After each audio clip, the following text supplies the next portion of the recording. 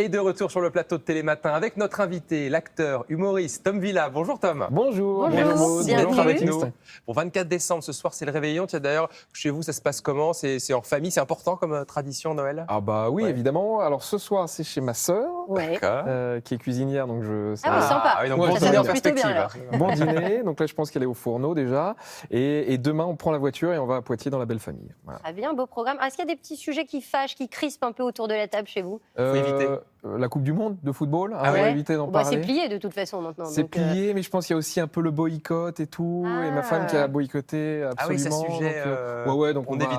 on Non, non. évite de On va parler parler foot. politique, c'est plus léger. C'est pas C'est mal. dire. Bon, alors vous serez dès le 7 janvier en tournée, d'abord au Théâtre Le Splendide à Lille, puis un peu dans toute la France, avec donc ce spectacle qui s'appelle Les Nommés sont. C'est un one-man show. Forme originale donc d'une cérémonie de remise des prix. J'espère que c'est plus drôle quand même qu'une cérémonie, parce que traditionnellement, c'est un peu long quand même. Bah, j'espère, ça sera au public de décider. Plus court, ça c'est sûr. Ouais, c'est déjà pas compliqué. Moi, c'est 1h30 au lieu des 4 heures habituelles et plus drôle, j'espère. Mais la forme de la cérémonie, c'était parce qu'il y avait plein de sujets Ouais. que j'avais envie d'évoquer et ça permettait de faire un sketch, un prix et on change de prix et on passe sur un autre sujet. Donc ça permet de passer de l'écologie aux religions, au féminisme, à la comédie, à plein de choses différentes. Et alors, pour la forme, est-ce qu'il y a eu une cérémonie en particulier qui vous a inspiré? D'ailleurs, est-ce que vous avez fait des petits plateaux télé? Est-ce que vous avez regardé toutes les cérémonies qui existent? Mais oui. Ouais, c'est Ah, vrai. bah oui. Oui. Avec votre petite carnet de notes Non, mais j'ai eu la chance en plus de travailler sur la cérémonie des Césars qui avait été Oui. présentée par Jérôme Commandeur. Donc j'ai vu les coulisses de ce gros bateau qui est incroyable. Et en vrai, j'ai une petite passion pour dès qu'il y a les Césars, les Molières, je regarde. Alors, il y aura donc des prix, des nommés, un gagnant, des guests, des invités également. Tout le monde vient avec vous sur Alors scène. là, quoi. effectivement, il y a la tournée dans toute la France et il se trouve que la date de Bobino, il va y avoir Voilà. des copains qui vont venir sur scène. On va faire une version expansée du spectacle. Ça va être une date particulière. Cette salle, elle a une histoire. Ouais. Elle a effectivement des gens très célèbres qui sont passés sur cette. C'est une date particulière dans votre tournée, Bobino. Ben oui, parce qu'effectivement, c'est une salle mythique à Paris où il y a eu Brassens, Piaf Eh oui. Ouais. et Joséphine Joséphine Baker. Baker, Voilà, C'est ouais. la dernière Ouais. scène, elle est décédée le lendemain d'avoir joué à Bobino. Donc j'espère que le 12 janvier, ça va aller. Vous le Il y a du souhaitez. bois, voilà, il y a du bois. Ouais. Merci beaucoup. Voilà, j'ai des Ça bonnes- fait quoi de passer après eux, justement?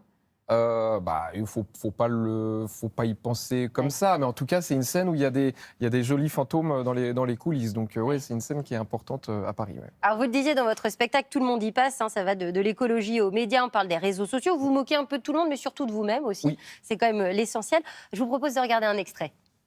Et là, je lisais une étude qui expliquait que si on ne fait rien, tous, et moi le premier, d'ici 50 ans, il va faire plus 7 degrés sur toute la planète. À 7 degrés d'ici 50 ans, il va falloir qu'on se bouge. Parce que regardez, je vous fais une petite carte de France très rapide. 7 degrés en plus, Lille, du coup, il fait 7 degrés. Lyon, 7 degrés en plus, ça veut dire qu'il va faire le même climat qu'à Marrakech. Donc place Bellecour, ça devient place Jamal Efna. Ah oui, il y aura des petits singes, des chameaux, des babouches, des vendeurs de jus d'orange qui donnent la chiasse. 7 degrés en plus, Bordeaux. Bordeaux, à mon avis, ils vont arrêter le raisin. Ils vont se mettre à la canne à sucre et vont faire du rhum, ça je te le dis. Et Nice, 7 degrés en plus. Déjà qu'il fait très chaud naturellement à Nice. Puis on connaît tous la population de Nice qui est assez...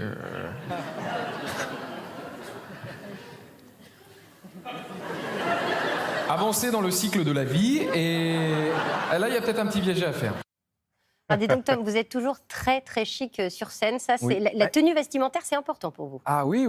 Bah, l'affiche, je suis en smoking. Moi, j'avais envie, contrairement à certains fast-food, on retrouve sur scène au plus proche de ce qu'on a vu sur l'affiche. Et j'avais pas envie d'être en jean basket. Je trouve que c'est important. Les gens, ils se déplacent, ils viennent. Tout est organisé autour de nous pour ce soir-là. À quelle heure on mange? Est-ce qu'on mange avant, après? Où est-ce qu'on se gare? Comment on y va? En voiture, Oui. en transport? Est-ce qu'on fait garder les enfants et tout? Donc, je trouve ça chouette d'essayer d'être respectueux pour le public. Donc, tenue respectueuse. D'ailleurs, vous avez suivi le débat à l'Assemblée nationale, cravate ou pas? Est-ce que c'était obligatoire? Vous serez plutôt cravate obligatoire si Nos vous étiez papillons député, hein. obligatoires. Ah oui, Smoking, c'est carrément. nos papillons. Dans Bah oui. l'hémicycle, comme ça, avec un petit de papillon. Ah bah oui, il y a un moment, ça pourrait être drôle. Ça pourrait. Alors, dans votre spectacle, vous remettez des prix, mais dans la vraie vie, s'il y a un prix que vous aimeriez recevoir, ce serait lequel? Ça serait le prix de la personne qui s'est taillé une veste dans un plaid de Dans un grand-mère. plaid, oui. Voilà, je me la fais tout de suite C'est comme bien. ça. C'est voilà. Ça, merci mamie pour le plaid. Voilà. Donc, Mais plutôt un prix pour le one-man show ou peut-être pour les films? Parce que c'est ça aussi, Tom Villa, c'est pas mal d'univers. Déjà 3 films sortis au cinéma, des chroniques à la télévision, à la radio évidemment avec la bande originale, quelques émissions que vous avez animées également. C'est quoi l'exercice qui vous amuse le plus, quoi?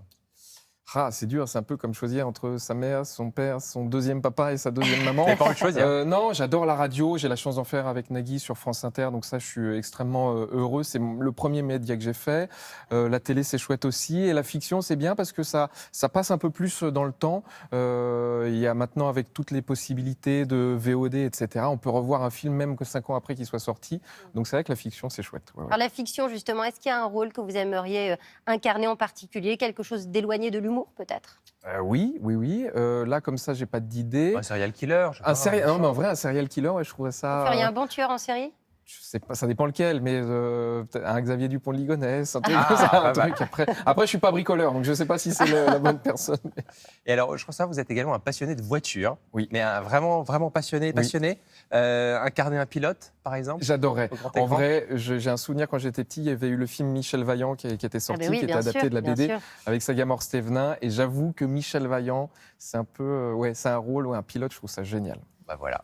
Et va. du one-man show au théâtre aussi. Il peut y avoir aussi des choses un peu plus sérieuses dans les rôles de théâtre, ça vous plairait? Oui, et je suis en train d'écrire une pièce, donc Ah. après, je sais pas quand elle sortira et tout, mais effectivement, oui. Seul ou avec d'autres personnes? Ah bah avec d'autres personnes. Ah oui, ah Là, bah, ouais, j'ai vrai envie Et pièce là, de c'est théâtre. pas de l'humour.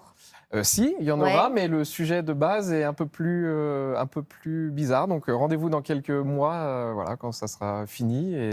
Mais effectivement, ouais, ça m'intéresse beaucoup. Ouais. Bon, et la fiction aussi, parce que vous continuez de tourner. Vous avez Oui. déjà tourné un autre film qui va sortir prochainement l'été dernier. Exactement, film de Philippe Guillard autour du rugby qui sortira, je pense, en 2023 autour de avril-mai, qui s'appelle Pour l'honneur, voilà, avec Olivier Marchal, entre autres, Olivia Bonamy et plein d'autres gens talentueux. Donc une année 2023 riche qui s'annonce déjà bien chargée pour Tom Villa, qui est l'invité de Télématin ce jour de réveillon de Noël. On se retrouve dans quelques minutes. À tout de suite.